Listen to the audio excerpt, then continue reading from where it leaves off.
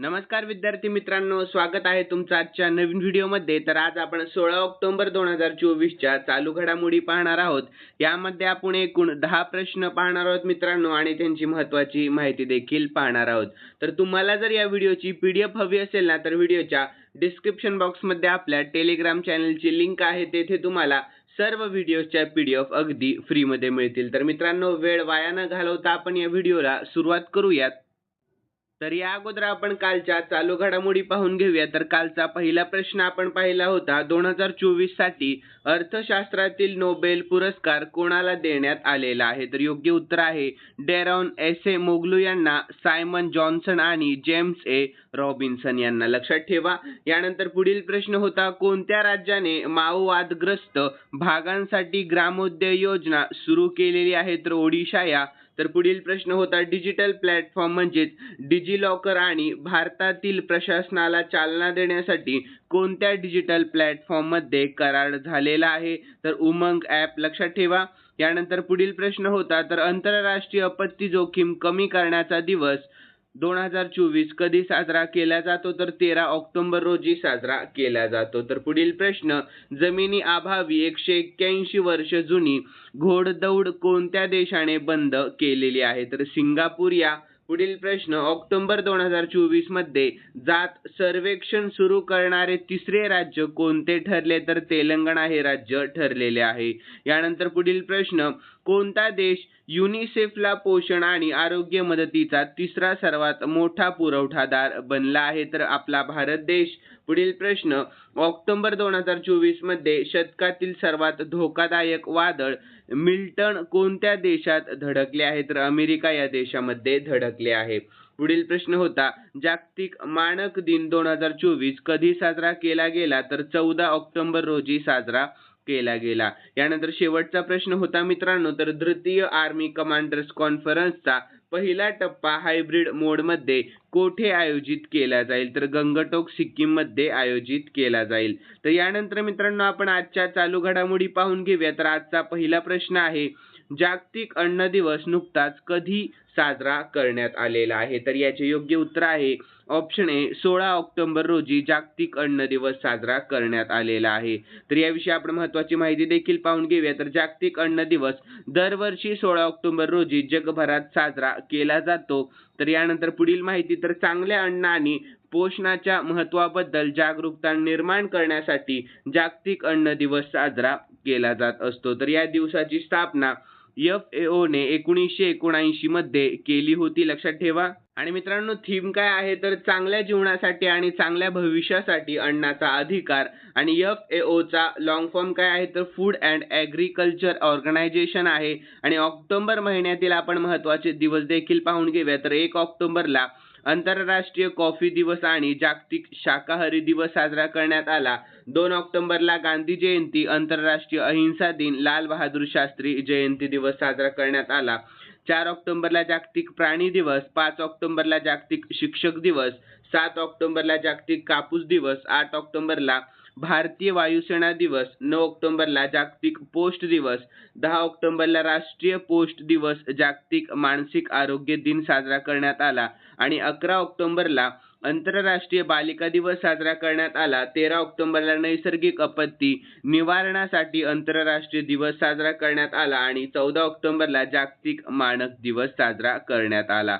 यानंतर मित्रांनो, पुढील प्रश्न आहे दुसरा, तर हॉकी इंडिया लीग लिलावात सर्वात महागडा खेळाडू कोण ठरलेला आहे? तर याचे योग्य उत्तर राहील ऑप्शन सी, हरमनप्रीत सिंग हा लिलावामध्ये सर्वात महागडा खेळाडू ठरलेला आहे. तर याविषयी आपण महत्त्वाची माहिती पाहूयात.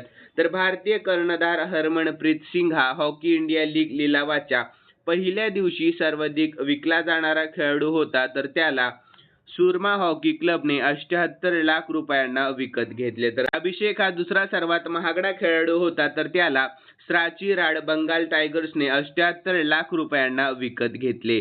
तर हार्दिक सिंगला UP रुद्रसने 70 लाख रुपयांना विकत घेतले. यानंतर हॉकी इंडिया लीग 28 डिसेंबर 2024 पासून सुरू होणार आहे, हेही लक्षात ठेवा. यानंतर पुढील प्रश्न आहे तिसरा, तर सप्टेंबर 2024 साठी ICC player of the month म्हणून कोणाची निवड करण्यात आलेली आहे? तर योग्य उत्तर आहे कामिंदू मेंडिस आणि टॅमी ब्युमॉन्ट. लक्षात ठेवा मित्रांनो, म्हणजेच योग्य उत्तर आहे ऑप्शन डी, ए व बी दोन्ही. यानंतर मित्रांनो आपण याविषयी महत्त्वाची माहिती पाहूया. तर ICCचा लॉंग फॉर्म आहे इंटरनॅशनल क्रिकेट काउन्सिल, म्हणजेच आंतरराष्ट्रीय क्रिकेट परिषद. आणि ICCची स्थापना 1909 मध्ये झालेली आहे. मुख्यालय दुबईमध्ये आहे आणि सध्याचे अध्यक्ष ग्रेग बार्कले आहेत. आणि यानंतर ICC मेन्स वर्ल्ड कप 2023 विषयी महत्त्वाची माहिती पाहूया. तर कार्यक्रम अहमदाबाद गुजरातमध्ये आणि आवृत्ती 13वी होती. आणि महिला आशिया कप 2024 चे यजमानपद श्रीलंका आणि विजेता देखील श्रीलंका आहे आणि उपविजेता आपला भारत देश आहे. यानंतर पुढील प्रश्न आहे चौथा, तर पार्थ प्रतिमा सेनगुप्ता यांची कोणत्या बँकेच्या MD आणि CEO म्हणून नियुक्ती करण्यात आलेली आहे? तर याचे योग्य उत्तर आहे ऑप्शन डी, बंधन बँक. कोणत्या बँक? तर बंधन बँक. याविषयी आपण महत्त्वाची माहिती पाहूयात. भारतीय रिझर्व्ह बँक RBI ने पार्थ प्रतिमा सेनगुप्ता यांना 3 वर्षाच्या कालावधीसाठी बंधन बँकेचे व्यवस्थापकीय संचालक आणि मुख्य कार्यकारी अधिकारी म्हणजेच MD आणि CEO म्हणून मान्यता दिलेली आहे. तर ते संस्थापक MD आणि CEO चंद्रशेखर घोष यांची जागा घेतील, तर ज्यांनी 9 जुलै 2024 रोजी राजीनामा दिलेला होता. तर यानंतर बंधन बँक विषयी आपण शॉर्टमध्ये महत्त्वाची माहिती पाहूयात. स्थापना आहे 2001 मध्ये, मुख्यालय कोलकाता आहे आणि संस्थापक आहेत चंद्रशेखर घोष.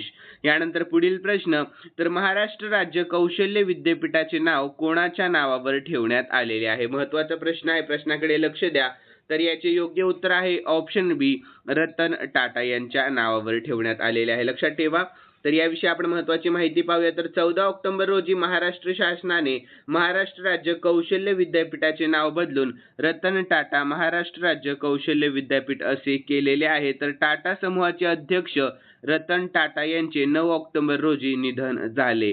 तर पद्मविभूषण रतन टाटा यांच्या स्मरणार्थ महाराष्ट्र सरकारने विद्यापीठाचे नामकरण केले आहे. तर महाराष्ट्र राज्य कौशल्य विद्यापीठात विद्यार्थ्यांना रोजगारासाठी कौशल्य विकासाचे अभ्यासक्रम दिले जातात. तर 17 एकरांमध्ये पसरलेले हे विद्यापीठ महाराष्ट्रातील पनवेल येथे आहे. हे महाराष्ट्रातील पहिले राज्य कौशल्य विद्यापीठ आहे. यानंतर मित्रांनो पुढील प्रश्न 6वा, तर केंद्राने कोणत्या राज्य किंवा केंद्रशासित प्रदेशातून राष्ट्रपती राजवट हटवलेली आहे? तर याचे योग्य उत्तर राहील ऑप्शन ए, जम्मू काश्मीर. या लक्षात ठेवा. तर याविषयी आपण महत्त्वाची माहिती पाहूया. तर केंद्राने जम्मू काश्मीरमधील राष्ट्रपती राजवट हटवलेली आहे. तर नॅशनल कॉन्फरन्सचे उपाध्यक्ष ओमर अब्दुल्ला यांनी नवीन सरकार स्थापन करण्यासाठी बहुमताचा दावा केलेला आहे. तर नॅशनल कॉन्फरन्स काँग्रेस आघाडीने विधानसभा निवडणुकीमध्ये विजय मिळवला आहे.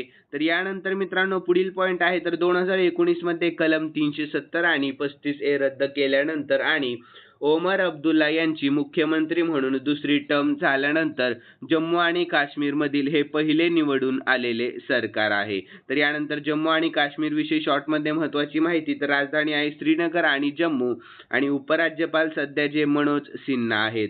यानंतर पुढील प्रश्न 7वा राहील, तर भारतीय तटरक्षक दलाचे नवीन प्रमुख म्हणून कोणाची नियुक्ती करण्यात आलेली आहे? तर याचे योग्य उत्तर आहे ऑप्शन बी, एस परमेश शिवमणी यांची. कोणाची? एस परमेश शिवमणी यांची. तर याविषयी महत्त्वाची माहिती जाणून घेऊया. तर केंद्राने अतिरिक्त महासंचालक एस भारतीय तटरक्षक दलाचे नवे प्रमुख म्हणून परमेश यांची नियुक्ती करण्यात आलेली आहे. आणि माजी महासंचालक राकेश पाल यांच्या निधनानंतर परमेश हे पद स्वीकारणार आहे. तर भारतीय तटरक्षक दल म्हणजेच ICG, तर मुख्यालय कोठे आहे? तर नवी दिल्लीमध्ये आणि स्थापना 1 फेब्रुवारी 1977 मध्ये झालेली आहे. आणि भारतीय तटरक्षक दिवस 1 फेब्रुवारी साजरा केला जातो. आणि भारतीय तटरक्षक दलाचे ब्रीदवाक्य काय आहे? तर आम्ही संरक्षण करतो. आणि DG परमेश शिवमणी यांची भारतीय तटरक्षक दलाचे 26वे DG म्हणून नियुक्ती केलेली आहे. आणि भारतीय तटरक्षक दलाबद्दल आपण काही महत्त्वाची माहिती पाहूया. तर भारतीय तटरक्षक दलाची स्थापना 1 फेब्रुवारी 1977 रोजी KF रुस्तमजी समितीच्या शिफारशीनुसार करण्यात आलेली आहे. तर तटरक्षक दल उंच समुद्रावरील तस्करी रोखणे, सागरी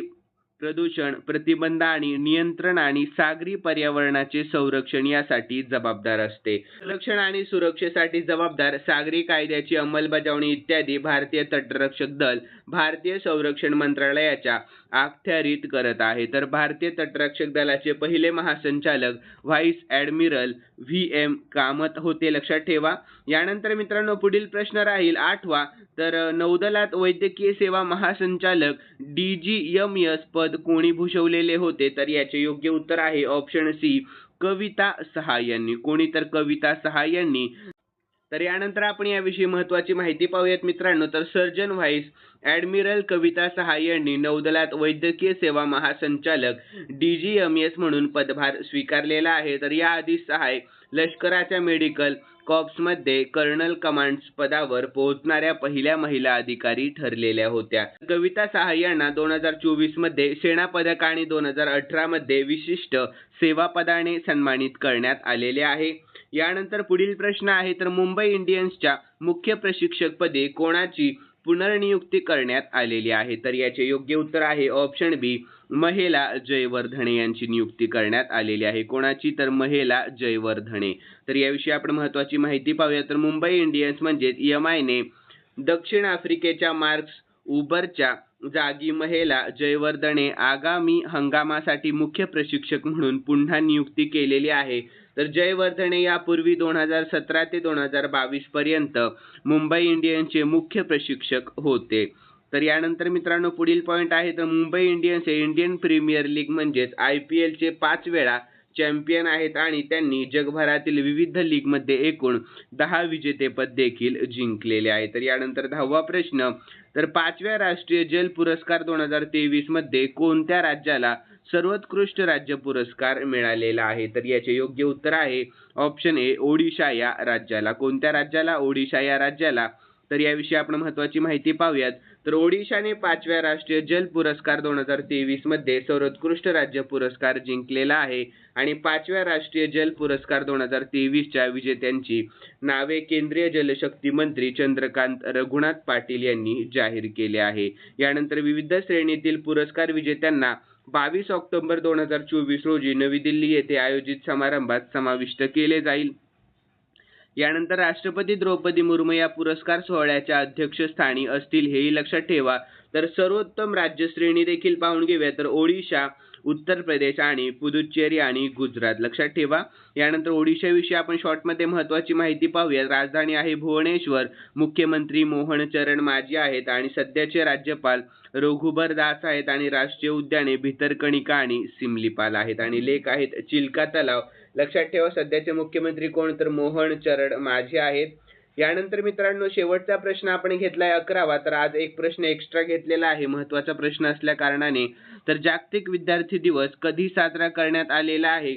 तर याचे योग्य उत्तर राहील ऑप्शन बी, 15 ऑक्टोबर रोजी जागतिक विद्यार्थी दिवस साजरा करण्यात आलेला आहे. तर याविषयी महत्त्वाची माहिती पाहूयात. जागतिक विद्यार्थी दिवस दरवर्षी 15 ऑक्टोबर रोजी साजरा केला जातो, जो भारताचे माजी राष्ट्रपती आणि महान शास्त्रज्ञ डॉक्टर APJ अब्दुल कलाम यांच्या जन्मदिनासोबत असतो. तर डॉक्टर कलाम यांच्या अनोख्या विचारसरणीसाठी, विद्यार्थ्यांप्रती समर्पित भावनेसाठी आणि शैक्षणिक क्षेत्रातील त्यांच्या योगदानासाठी ओळखले जातात. थीम काय आहे मित्रांनो? तर विद्यार्थ्यांच्या भविष्यासाठी सर्वांगीण शिक्षण ही थीम आहे, लक्षात ठेवा. यानंतर विद्यार्थी मित्रांनो खालील प्रश्न मी स्पेशली तुमच्यासाठी ठेवलेला आहे आणि हा प्रश्न आपण कालच्या चालू घडामोडीमध्ये पाहिला होता. ज्यांनी कालचा व्हिडिओ पाहिलेला असेल त्यांना नक्कीच या प्रश्नाचे उत्तर येईल अशी मी अपेक्षा करतो. आणि प्रश्न असा आहे, तर 2024 साठी अर्थशास्त्रातील नोबेल पुरस्कार कोणाला देण्यात आलेला आहे? तर याचे योग्य उत्तर तुम्हाला कमेंट बॉक्समध्ये सांगण्याचा प्रयत्न करायचा आहे आणि ज्यांना उत्तर येत असेल त्यांनी नक्की कमेंट बॉक्समध्ये उत्तर सांगण्याचा प्रयत्न करा. आणि तुम्ही जर कमेंट बॉक्समध्ये उत्तर सांगण्याचा प्रयत्न केला तर मला देखील नवीन व्हिडिओ बनवण्याचे प्रोत्साहन मिळते. म्हणून प्लीज कमेंट बॉक्समध्ये उत्तर सांगण्याचा प्रयत्न करत जा. आणि जर तुम्हाला आजचा व्हिडिओ आवडलेला असेल तर नक्कीच या व्हिडिओला लाईक करा आणि सबस्क्राईब करायला अजिबात विसरू नका. तर चला भेटूयात नवीन व्हिडिओमध्ये. धन्यवाद.